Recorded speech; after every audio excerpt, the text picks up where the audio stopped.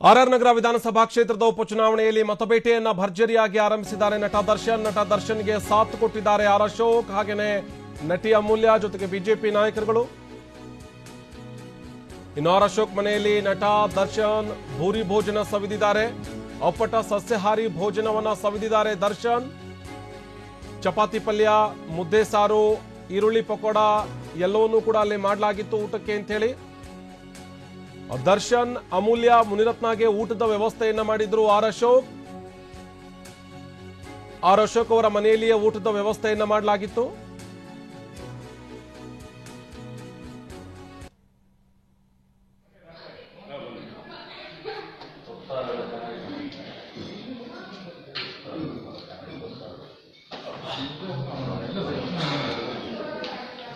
Darshan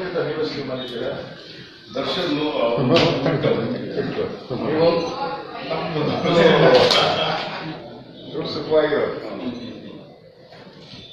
ಮಾಲುಗಳು school cinema ಅದನ್ನ ಒಂದು tension ಅದೃಷ್ಟ. ಸಿನಿಮಾ, ಈ ರಾಜಕೀಯ, ಕ್ರಿಕೆಟ್ ಮೂರು ಅದೃಷ್ಟ.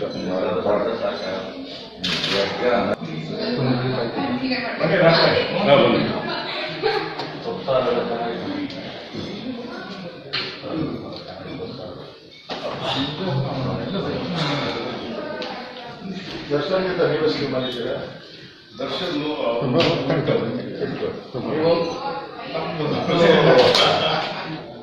ಸುಖವಾಗಿರೋ ಮಾಲುಗಳು ಸ್ಕೂಲು ಸಿನಿಮಾ ಅದನ್ನ ಒಂದು ಟೆನ್ಷನ್ ಅದೃಷ್ಟ. ಸಿನಿಮಾ, ಈ ರಾಜಕೀಯ, ಕ್ರಿಕೆಟ್ ಮೂರು ಅದೃಷ್ಟ. ಲೋಕಾಭಿರಾಮವಾಗಿ ಮಾತನಾಡ್ತಾ ಇದ್ದಂತಹ ಸಂದರ್ಭದಲ್ಲಿ ರಾಕ್ಲೈನ್ ವೆಂಕಟೇಶ್ ಅವರನ್ನ ಬನ್ನಿ ಅಂತ ಹೇಳಿ ಕರೀತಾರೆ ಆರ್ ಅಶೋಕ್. ಆ ಸಂದರ್ಭದಲ್ಲಿ ದರ್ಶನ್ಗಿಂತ ನೀವೇ ಸ್ಲಿಮ್ ಆಗಿದ್ದೀರಾ ಅನ್ನುವಂತ ಮಾತುಗಳನ್ನ ಆಡ್ತಾರೆ. ಇಂಥ ಸಂದರ್ಭದಲ್ಲಿ ಸಿನಿಮಾ ಜೊತೆಗೆ ಬೇರೆ ಬೇರೆ ವಿಚಾರಗಳಲ್ಲಿ ಬಂದು ಹೋಗುತ್ತೆ. ಆರ್ ಅಶೋಕ್ ಹೇಳ್ತಾರೆ, ಇಲ್ಲ, ಈ ಸಿನಿಮಾ, ರಾಜಕೀಯ ಹಾಗೇನೆ ಕ್ರಿಕೆಟ್ ಮೂರು ಕೂಡ ಅದೃಷ್ಟ ಅನ್ನುವಂತ ನಿಟ್ಟಿನಲ್ಲೂ ಕೂಡ ಮಾತನಾಡ್ತಾರೆ. ಅದರ ಜೊತೆಗೆ ಸುಖವಾಗಿದ್ದೀರಾ, ಈ ರೀತಿಯಾಗಿ ಲೋಕಾಭಿರಾಮವಾಗಿ ಮಾತನಾಡ್ತಾ ಇದ್ರು. ಅಷ್ಟು ಜನ ಊಟದ ಸಂದರ್ಭದಲ್ಲಿ ಊಟಕ್ಕೆ ಹೋಗೋಕ್ಕಿಂತ ಮುಂಚಿತವಾಗಿ ಊಟದ ವ್ಯವಸ್ಥೆಯನ್ನು ಆರ್ ಅಶೋಕ್ ಅವರ ಮನೆಯಲ್ಲಿಯೇ ಮಾಡಲಾಯಿತು. ನಟ ದರ್ಶನ್ ಸಾಕಷ್ಟು ಒಂದು ಹಂತಕ್ಕೆ ಬೆಳಗ್ಗೆಯಿಂದಲೂ ಕೂಡ ಅಲ್ಲಿ ಮತಯಾಚನೆಗೆ ಅಂತೇಳಿ ವೆಹಿಕಲ್ನಲ್ಲೇ ಬರ್ತಾ ಇದ್ರು. ಸಾಕಷ್ಟು ಜನ ಅಭಿಮಾನಿಗಳು ಕೂಡ ಅವರ ಜೊತೆಗೆ ಮಾತನಾಡುವಂತ ಪ್ರಯತ್ನ ಮಾಡ್ತಾ ಇದ್ರು, ಕೈ ಬೀಸ್ತಾ ಇದ್ರು. ಇಂಥ ಸಂದರ್ಭದಲ್ಲಿ ಒಂದಷ್ಟರ ಮಟ್ಟಿಗೆ ಎಲ್ಲ ಒಂದು ಕಡೆಗೆ ನಿಂತು ಸುಸ್ತಾಗಿರಬಹುದು. ಇಂಥ ಸಂದರ್ಭದಲ್ಲಿ ಆರ್ ಅಶೋಕ್ ಅವರ ಮನೆಯಲ್ಲಿ ಮಾಡಿದಂತಹ ಊಟದ ವ್ಯವಸ್ಥೆಗೆ ಅಷ್ಟು ಜನ ಹೋಗಿದ್ರು.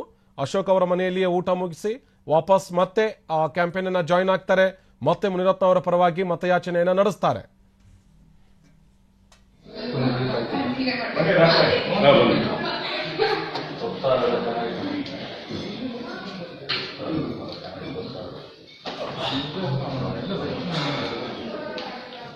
ದರ್ಶನ್ ಜೊತೆ ನೀವು ಸ್ಕೀಮ್ ಮಾಡಿದ್ದೀರಾ? ದರ್ಶನ್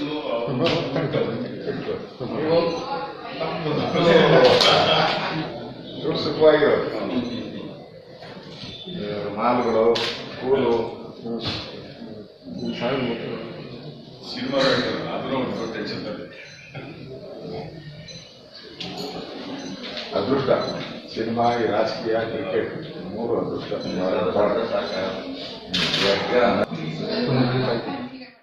ನಾಯಕರುಗಳು ಭೋಜನದ ವಿರಾಮದ ಸಂದರ್ಭದಲ್ಲಿ ಅಷ್ಟು ಜನ ಮಾತನಾಡ್ತಾ ಇದ್ದಂತಹ ಮಾತುಗಳನ್ನ ಕೇಳಿಸಿಕೊಳ್ತಾ ಇದ್ವಿ. ಒಬ್ಬರ ವಿಚಾರಕ್ಕೆ ಸಂಬಂಧಪಟ್ಟ ಹಾಗೆ ಇನ್ನೊಬ್ಬರು ಮಾತನಾಡ್ತಾ ಇದ್ರು. ಸಿನಿಮಾ ವಿಚಾರ, ಅದು ರಾಜಕಾರಣದ ವಿಚಾರವನ್ನ ಮಾತನಾಡ್ತಾ ಇದ್ರು. ಇತ್ತ ಮತಬೇಟೆ ಮತ್ತೊಮ್ಮೆ ಶುರುವಾಗುತ್ತೆ. ರಾತ್ರಿ 10 ಗಂಟೆ 9:30 ಗಂಟೆವರೆಗೂ ಕೂಡ ಮತಬೇಟೆಯನ್ನು ನಡೆಸ್ತೀವಿ ಎನ್ನುವಂತ ಮಾತುಗಳನ್ನ ಸ್ವತಃ ದರ್ಶನ್ ಹೇಳ್ತಾ ಇದ್ರಿ. ಎಲ್ಲೆಲ್ಲಿ ಕರ್ಕೊಂಡು ಹೋಗ್ತಾರೆ ಮುನಿರತ್ನ ಅವರು, ಅಲ್ಲೆಲ್ಲಾ ಕಡೆ ಹೋಗಿ ಪ್ರಚಾರವನ್ನ ನಡೆಸಿ ಬರ್ತೀನಿ ಎನ್ನುವಂತ ಮಾತನ್ನ ಹೇಳ್ತಾ ಇದ್ರು. ಈ ನಾಳೆಯೂ ಪ್ರಚಾರದಲ್ಲಿ ಭಾಗಿಯಾಗ್ತೀರಾ ಅಂತ ಕೇಳಿದಂತ ಸಂದರ್ಭದಲ್ಲಿ ಗೊತ್ತಿಲ್ಲ ಏನ್ ಮಾಡ್ತಾರೆ ಅಂತ ಹೇಳಿ ಅನ್ನುವಂತ ಮಾತುಗಳನ್ನ ಆಡ್ತಾ ಇದ್ರು.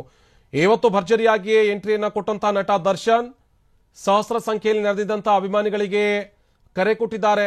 ಅಲ್ಲಿದ್ದಂಥ ಬಿಜೆಪಿ ಕಾರ್ಯಕರ್ತರಿಗೂ ಕೂಡ ಅವರು ಮನವಿ ಮಾಡಿಕೊಂಡಿದ್ದಾರೆ. ಹಾಗೇನೆ ಆ ಕ್ಷೇತ್ರದ ಮತದಾರರಲ್ಲೂ ಕೂಡ ಮನವಿ ಮಾಡಿಕೊಂಡಿದ್ದಾರೆ. ನೀವು ಮುನಿರತ್ನ ಅವರ ಕೈ ಬಿಡಬೇಡಿ. ಮುನಿರತ್ನ ಅವರು ನಿಮ್ಮ ಜೊತೆಗೆ ಇದ್ದಂಥ ವ್ಯಕ್ತಿ, ಶಾಸಕರಲ್ಲದೆ ಹೋದರೂ ಕೂಡ ನಿಮಗೆ ಸಹಾಯ ಮಾಡಿದಂಥ ವ್ಯಕ್ತಿ ಅಂತ ಹೇಳಿ.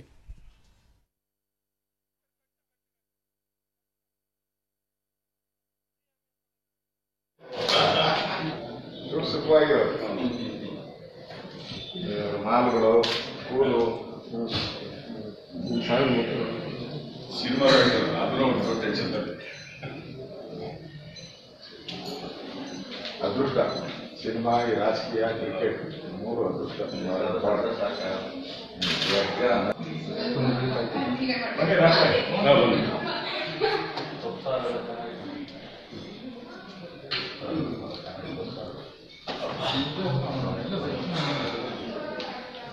ದರ್ಶನ್ಗಿಂತ ನೀವು ಸಿನಿಮಾ ಇದ್ದೀರಾ? ದರ್ಶನ್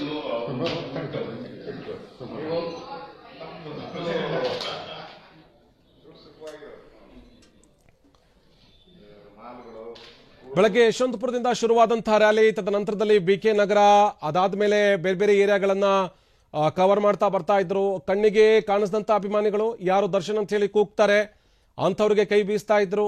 ಜೊತೆಗೆ ಮುನಿರತ್ನ ಅವರಿಗೆ ವೋಟ್ ಹಾಕಿ ಅಂತ ಹೇಳಿ ಕೇಳಿಕೊಳ್ತಾ ಇದ್ರು. ಮುನಿರತ್ನ ಅವರ ಪರವಾಗಿ ದೊಡ್ಡ ಮಟ್ಟದ ಪ್ರಚಾರವನ್ನು ನಡೆಸ್ತಾ ಇದ್ದಾರೆ.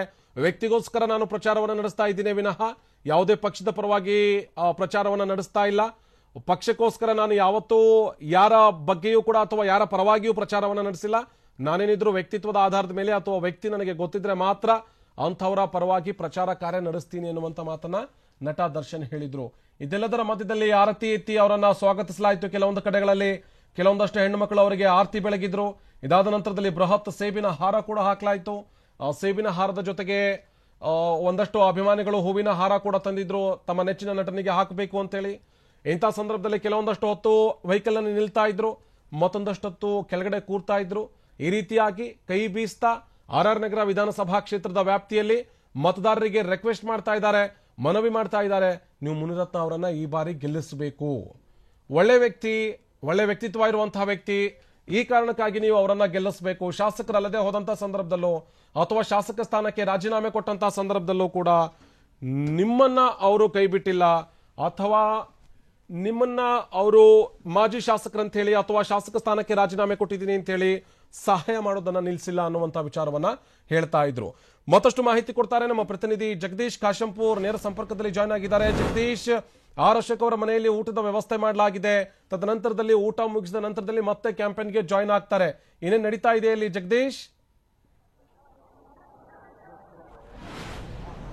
ಆನಂದ್, ಈಗಾಗಲೇ ಏನಂತಂದ್ರೆ ಆರ್ ಅಶೋಕ್ ಅವರ ಮನೆಯಲ್ಲಿ ಭೋಜನ ವ್ಯವಸ್ಥೆಯನ್ನ ಮಾಡಲಾಗಿತ್ತು. ಯಾಕಂದ್ರೆ ಬೆಳಗ್ಗೆಯಿಂದನೂ ಸಹಿತ ಎಲ್ಲಾ ನಾಯಕರು, ಅದ್ರಲ್ಲಿ ಪ್ರಮುಖವಾಗಿ ಏನಂತಂದ್ರೆ ದರ್ಶನ್ ಅವರ ಸ್ಟಾರ್ ಕ್ಯಾಂಪೇನ್ ಆಗಿದ್ರೆ ಅದ್ರ ಜೊತೆಗೆ ಮುನಿರತ್ನ ಅವರು, ಆರ್ ಅಶೋಕ್ ಅವರು, ಮತ್ತೆ ನಟಿಯಾಗಿರ್ತಕ್ಕಂತಹ ಅಮೂಲ್ಯ, ಇವರೆಲ್ಲರೂ ಸಹಿತ ಏನಂತಂದ್ರೆ ಬೆಳಗ್ಗೆಯಿಂದ ಪ್ರಚಾರದಲ್ಲಿ ಭಾಗಿಯಾಗಿದ್ರು.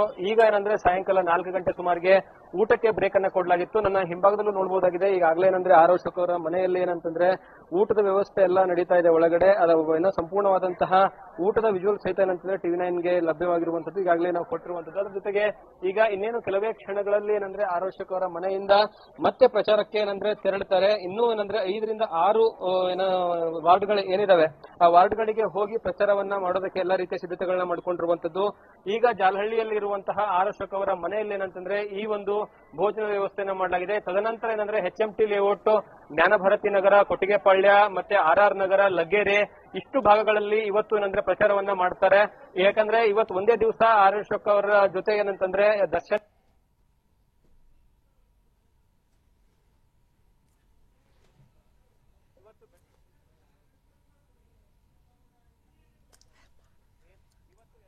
ಏನಂತಂದ್ರೆ ಬೆಳಗ್ಗೆ ಏನು ನಿಗದಿ ಮಾಡಲಾಗಿತ್ತು ಅಂದ್ರೆ ಪೂರ್ವ ನಿಗದಿ ಆಗಿರ್ತಕ್ಕಂತಹ ಕಾರ್ಯಕ್ರಮ ಏನು ನಿಗದಿ ಆಗಿತ್ತು ಅದೇ ರೀತಿಯಾಗಿ ಏನಂತಂದ್ರೆ ರಾತ್ರಿ 10 ಗಂಟೆವರೆಗೂ ಪ್ರಚಾರವನ್ನ ನಡೆಸಲಾಗುತ್ತೆ. ಇನ್ನು 5 ರಿಂದ 6 ವಾರ್ಡ್ಗಳಲ್ಲಿ ಪ್ರಚಾರ ಏನಂತಂದ್ರೆ ದರ್ಶನ್ ಅವರು ನಡೆಸ್ತಾರೆ. ಹಾಗಾಗಿ ಏನಂತಂದ್ರೆ ತಡರಾತ್ರಿ ಆದ್ರೂ ಸಹಿತ ಇವತ್ತು RR ನಗರ ವಿಧಾನಸಭಾ ಕ್ಷೇತ್ರದ ಎಲ್ಲಾ ವಾರ್ಡ್ಗಳನ್ನ ಸಹಿತ ಕಂಪ್ಲೀಟ್ ಆಗಿ ಕವರ್ ಮಾಡೋದಕ್ಕೆ ಪ್ಲಾನ್ ಅನ್ನ ಮಾಡ್ಕೊಳ್ಳಲಾಗಿದೆ. ಹಾಗಾಗಿ ಏನಂತಂದ್ರೆ ಕೇವಲ ಒಂದು 10 ರಿಂದ 15 ನಿಮಿಷಗಳ ನಂತರ ಮತ್ತೆ ಈ ಒಂದು ರ್ಯಾಲಿ, ಈ ಒಂದು ಸಾರ್ವಜನಿಕ ಏನೋ ಸಮಾವೇಶ ಏನಂತಂದ್ರೆ ಮುಂದುವರಿಸಿಕೊಂಡು ಹೋಗ್ತಾ ಇರುವಂತದ್ದು. ರ್ಯಾಲಿಯೂ ಸಹಿತ ಆಗುತ್ತೆ. ಯಾಕಂದ್ರೆ ಬೆಳಗ್ಗೆಯಿಂದ ಸಹಿತ ದರ್ಶನ್ ಅವರು ಎಲ್ಲೆಲ್ಲಿ ಪ್ರಚಾರವನ್ನ ಮಾಡಿದ್ದಾರೆ ಅಲ್ಲೆಲ್ಲಾ ಕಡೆ ಏನಂದ್ರೆ ಜನಜಂಗುಳಿ ಇತ್ತು. ಅದ್ರ ಜೊತೆಗೆ ದೊಡ್ಡ ಮಟ್ಟದ ಏನಂದ್ರೆ ಅವರಿಗೆ ಸ್ವಾಗತವನ್ನ ಕೋರ್ತಾ ಇರುವಂತದ್ದು. ಮತ್ತೆ ದೊಡ್ಡ ದೊಡ್ಡ ಹೂವಿನ ಹಾರಗಳಾಗಿರ್ಬೋದು ಅಥವಾ ಏನಂದ್ರೆ ಸೇಬಿನ ಹಾರಗಳಾಗಿರ್ಬೋದು, ಹೀಗೆ ಬಹಳಷ್ಟು ಅಭಿಮಾನಿಗಳು ಸಹಿತ ಏನಂದ್ರೆ ದರ್ಶನ್ ಅವರು ನೋಡೋದಕ್ಕೂ ಸಹಿತ ಕಾತರದಿಂದ ಕಾಯ್ತಾ ಇದ್ರು. ಅದೇ ರೀತಿಯಾಗ್ಲೂ ಸಹಿತ ರಾತ್ರಿ 10 ಗಂಟೆವರೆಗೂ ಅದೇ ಒಂದು ಹುಮ್ಮಸ್ಸಿನಲ್ಲಿ ಏನಂತಂದ್ರೆ ದರ್ಶನ್ ಅವರು ಇವತ್ತು ಪ್ರಚಾರವನ್ನ ಮಾಡ್ತಾರೆ. ಮುನಿರತ್ನ ಅವರ ಪರವಾಗಿ ಮತಯಾಚನೆಯನ್ನ ಮಾಡ್ತಾರೆ.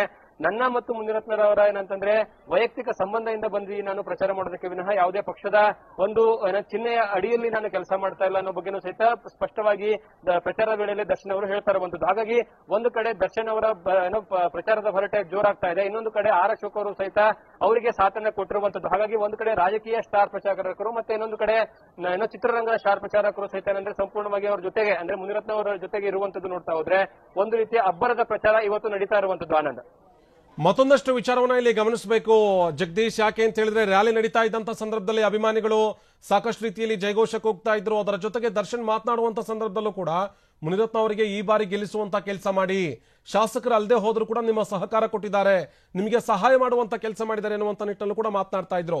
ಇದು ಎಷ್ಟರ ಮಟ್ಟಿಗೆ ಕ್ಷೇತ್ರದಲ್ಲಿ ಅಭಿಮಾನಿಗಳು ಅಥವಾ ಅಲ್ಲಿಗೆ ಬಂದಂತ ಒಂದಷ್ಟು ದರ್ಶನ್ ಅವರನ್ನ ನೋಡ್ಬೇಕು ಅಂತ ಹೇಳಿ ಬಂದಂತವರು ಮತಗಳಾಗಿ ಕನ್ವರ್ಟ್ ಮಾಡೋದಕ್ಕೆ ಸಾಧ್ಯ ಆಗುತ್ತೆ ಅಂತ ಜಗದೀಶ್?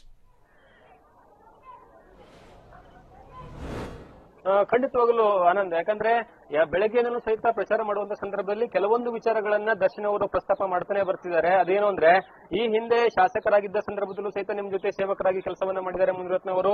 ಅದಾದ ನಂತರ ಯಾವಾಗ ರಾಜೀನಾಮೆಯನ್ನ ಕೊಡ್ತಾರೆ, ರಾಜೀನಾಮೆ ಕೊಟ್ಟ ನಂತರವೂ ಸಹಿತ ನಿಮ್ಮ ಜೊತೆ ಏನಂದ್ರೆ ನೇರವಾಗಿ ಸಂಪರ್ಕದಲ್ಲಿ ಇರುವಂತದ್ದು. ಅದರಲ್ಲೂ ಪ್ರಮುಖವಾಗಿ ಕೊರೋನಾ ಬಂದಂತ ಸಂದರ್ಭದಲ್ಲಿ ಯಾರೂ ಸಹಿತ ನಿಮ್ಮ ಏನಂತಂದ್ರೆ ಪ್ರಾಬ್ಲಮ್ ಗಳನ್ನ ಕೇಳಿಲ್ಲ. ಆದ್ರೆ ಮುನಿರತ್ನರವರು ಚುನಾವಣೆ ಮತ್ತೇನಂದ್ರೆ ಯಾವುದೇ ಆಸೆ ಆಕಾಂಕ್ಷೆಗಳು ಇಲ್ಲದೇನೆ ಮತ್ತೆ ಸ್ವತಃ ಅವರೇ ರಾಜೀನಾಮೆ ಕೊಟ್ಟಿರ್ತಕ್ಕಂಥ ಸಂದರ್ಭದಲ್ಲೂ ಸಹಿತ ಶಾಸಕರು ಅಲ್ಲದೆ ಇರುವಂತಹ ಸಂದರ್ಭದಲ್ಲೂ ನಿಮ್ಮ ಜೊತೆ ನಿಂತ್ಕೊಂಡಿದ್ದಾರೆ, ನಿಮಗೆ ಸಹಾಯವನ್ನ ಮಾಡಿದ್ದಾರೆ. ಹಾಗಾಗಿ ದಯವಿಟ್ಟು ಈ ಬಾರಿ ಅವರನ್ನ ಗೆಲ್ಲಿಸ್ಕೊಂಡು ಬರ್ಬೇಕಾದಂತಹ ಅನಿವಾರ್ಯತೆ ನಿಮ್ಮ ಮುಂದ್ಗಡೆ ಇದೆ. ಕಾರಣ ಏನು ಅಂತ ಹೇಳಿದ್ರೆ ಯಾವ ವ್ಯಕ್ತಿ ನಿಮ್ಮ ಜೊತೆ ಏನಂತಂದ್ರೆ ಅಧಿಕಾರ ಇದ್ದಾಗ ಮತ್ತೆ ಅಧಿಕಾರ ಇಲ್ಲದಾಗ ಎರಡೂ ಕಡೆ ಸಂದರ್ಭದಲ್ಲೂ ಸಹಿತ ನಿಮ್ ಜೊತೆ ನಿಂತ್ಕೊಳ್ತಾನೆ, ಅಂತವರ ಜೊತೆ ಏನಂತಂದ್ರೆ ನೀವು ನಿಂತ್ಕೊಳ್ಬೇಕು. ಈ ಬಾರಿ ಮತ್ತೆ 3ನೇ ಬಾರಿಗೆ ಮುನಿರತ್ನ ಅವರನ್ನ ಗೆಲ್ಲಿಸ್ಕೊಂಡ್ ಬರುವಂತಹ ಕೆಲಸವನ್ನ ನೀವು ಮಾಡಬೇಕು ಅಂತ ಹೇಳ್ತಾ ಇದ್ದಾರೆ ದರ್ಶನ್ ಅವರ ಪ್ರಚಾರ ಸಂದರ್ಭದಲ್ಲಿ.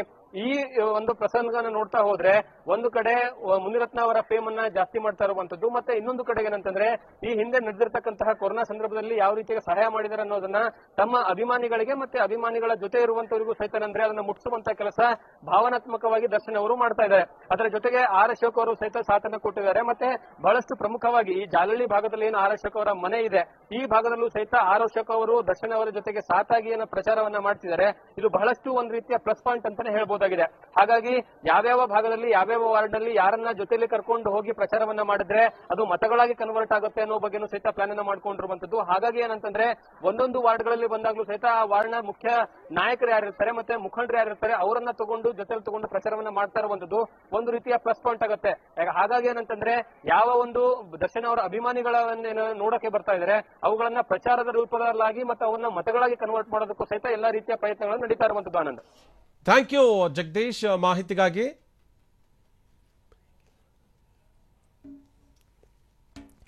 ಖಂಡಿತವಾಗಿಯೂ ಕೂಡ ಅಲ್ಲಿ ಬಂದಂತ ಅಭಿಮಾನಿಗಳಿಗೆ ಹಾಗೇನೆ ಆ ಭಾಗದ ಮತದಾರರಿಗೆ ಅಲ್ಲಿ ದರ್ಶನ್ ಹೇಳ್ತಾ ಇದ್ರು, ಸಹಕಾರ ಕೊಟ್ಟಂತವ್ರನ್ನ ಮರಿಬೇಡಿ ಅಥವಾ ಸಹಾಯ ಮಾಡಿದಂತವ್ರನ್ನ ಮರಿಬೇಡಿ, ಮತ ಹಾಕಿ, ಅಧಿಕಾರ ಇದ್ದಾಗ್ಲೂ ನಿಮ್ಮ ಜೊತೆಗಿದ್ದಾರೆ, ಅಧಿಕಾರ ಇಲ್ಲದೆ ಇದ್ದಂತ ಸಂದರ್ಭದಲ್ಲೂ ಕೂಡ ನಿಮ್ಮ ಜೊತೆಗಿದ್ದಾರೆ ಅನ್ನುವಂತ ಮಾತನ್ನ ಹೇಳ್ತಾ ಇದ್ರು. ಅದು ನೋಡ್ಬೇಕು ಎಷ್ಟರ ಮಟ್ಟಿಗೆ ಇಂಥ ಮಾತುಗಳು ಮತಗಳಾಗಿ ಕನ್ವರ್ಟ್ ಆಗೋದಕ್ಕೆ ಸಹಕಾರಿಯಾಗ್ತವೆ. ಆ ಮಾತುಗಳಿಂದಲೇ ಜನ ಮುನಿರತ್ನ ಅವರಿಗೆ ವೋಟ್ ಹಾಕ್ತಾರಾ ಏನು ಅಂತ ಹೇಳಿ ನೋಡ್ಬೇಕು. ಆದ್ರೆ ಮುನಿರತ್ನ ಅವರ ಪರವಾಗಿ ಭರ್ಜರಿಯಾಗಿ ಪ್ರಚಾರ ನಡೆಸ್ತಾ ಇರುವಂತಹ ನಟ ದರ್ಶನ್ ಅವರ ಪರವಾಗಿ ಮತಬೇಟೆ ಆರಂಭಿಸ್ತಾ ಇದ್ದಾರೆ, ಅವರ ಪರವಾಗಿ ಮತಭಿಕ್ಷೆಯನ್ನ ಕೇಳ್ತಾ ಇದ್ದಾರೆ, ಅವರ ಪರವಾಗಿ ಮತಯಾಚನೆಯನ್ನು ಕೂಡ ಮಾಡ್ತಾ ಇದ್ದಾರೆ. ಮಾತನಾಡುವಂತ ಪ್ರತಿ ಸಂದರ್ಭದಲ್ಲೂ ಕೂಡ ಕೊರೋನಾದಂತ ಸಂಕಷ್ಟ ಕಾಲದಲ್ಲಿ ಮುನಿರತ್ನ ಈ ಭಾಗದ ಜನರಿಗೆ ಅಥವಾ ರಾಜರಾಜೇಶ್ವರಿ ವಿಧಾನಸಭಾ ಕ್ಷೇತ್ರದ ಜನರಿಗೆ ಎಷ್ಟರ ಮಟ್ಟಿಗೆ ಸಹಕಾರ ಕೊಟ್ಟಿದ್ದಾರೆ, ಸಹಾಯ ಮಾಡಿದ್ದಾರೆ, ಅಂತ ಸಂಕಷ್ಟದ ಸಂದರ್ಭದಲ್ಲಿ ನಿಮ್ಮನ್ನೆಲ್ಲ ಯಾವ ರೀತಿಯಾಗಿ ನೋಡ್ಕೊಂಡಿದ್ದಾರೆ, ಹೊಟ್ಟೆ ಹಸ್ದಂತವರಿಗೆ ಅನ್ನ ಸಂತರ್ಪಣೆ ಜೊತೆಗೆ ಅನ್ನದಾಸೋಹ ಮಾಡೋ ಮೂಲಕ ದೊಡ್ಡ ಮಟ್ಟದ ಸಹಕಾರವನ್ನ ಕೊಟ್ಟಿದ್ದಾರೆ. ಅಂಥ ಮಾನವೀಯತೆಯನ್ನು ಆಧರಿಸಿ ನಾನು ಚುನಾವಣಾ ಪ್ರಚಾರದಲ್ಲಿ ಧುಮುಕಿದ್ದೀನಿ, ನಾನು ವ್ಯಕ್ತಿಯ ಪರವಾಗಿ ಚುನಾವಣೆ ನಡೆಸ್ತಾ ಇದ್ದೀನಿ, ಪಕ್ಷದ ಪರವಾಗಿ ಚುನಾವಣೆಯನ್ನು ನಡೆಸುತ್ತಾ ಇಲ್ಲ ಅನ್ನುವಂತ ಸಾಕಷ್ಟು ವಿಚಾರವನ್ನ ಪ್ರಸ್ತಾಪ ಮಾಡ್ತಾ ಇದ್ದಾರೆ. ಮಂಡ್ಯದ ಚುನಾವಣೆಯ ಸಂದರ್ಭದಲ್ಲೂ ಕೂಡ ಇಂಥದ್ದೇ ಒಂದು ವಿಚಾರವನ್ನು ಇಟ್ಕೊಂಡಿದ್ರು, ಸ್ವಾಭಿಮಾನಿ ಮಂಡ್ಯದ ಜನತೆ ಅನ್ನುವಂತ ನಿಟ್ಟಿನಲ್ಲೂ ಕೂಡ ಮಾತನಾಡಿದ್ರು. ಇದೀಗ ನಟ ದರ್ಶನ್ ಮುನಿರತ್ನ ಅವರ ಪರವಾಗಿ ಮತಯಾಚನೆಯ ಸಂದರ್ಭದಲ್ಲಿ ಮಾನವೀಯತೆ ಅನ್ನುವಂತ ಕಾರ್ಡನ್ನ ಪ್ಲೇ ಮಾಡ್ತಾ ಇದ್ದಾರೆ. ಮಾನವೀಯತೆ ಆಧಾರದಲ್ಲಿ ಅವರಿಗೆ ನೀವು ಮಾನವೀಯತೆಯನ್ನು ತೋರಿರುವಂತ ವ್ಯಕ್ತಿ, ಹೀಗಾಗಿ ಮತ ಹಾಕಿ ಅಂತಲೂ ಕೂಡ ಕೇಳ್ತಾ ಇದ್ದಾರೆ. ಅದು ಎಷ್ಟರ ಮಟ್ಟಿಗೆ ವರ್ಕೌಟ್ ಆಗುತ್ತೆ, ಅದು ಹೇಗೆ ಮತಗಳಾಗಿ ಕನ್ವರ್ಟ್ ಆಗ್ತವೆ ಅಭಿಮಾನಿಗಳ ಒಂದೊಂದು ಮತಗಳು ಅನ್ನೋದನ್ನ ಕಾದು ನೋಡಬೇಕಿದೆ. ಆದ್ರೆ ಸದ್ಯದ ಮಟ್ಟಿಗೆ ಆರ್ ನಗರ ಉಪಚುನಾವಣೆಯಲ್ಲಿ ನಟ ದರ್ಶನ್ ಚುನಾವಣಾ ಅಖಾಡದಲ್ಲಿ ದೊಡ್ಡ ಮಟ್ಟದಲ್ಲಿ ಧೂಳೆಬ್ಬಿಸಿದ್ದಾರೆ, ದೊಡ್ಡ ಮಟ್ಟದಲ್ಲಿ ಅಭಿಮಾನಿಗಳ ಬಳಿಯಲ್ಲಿ ಮನವಿ ಮಾಡಿ ಕೇಳ್ತಾ ಇದ್ದಾರೆ.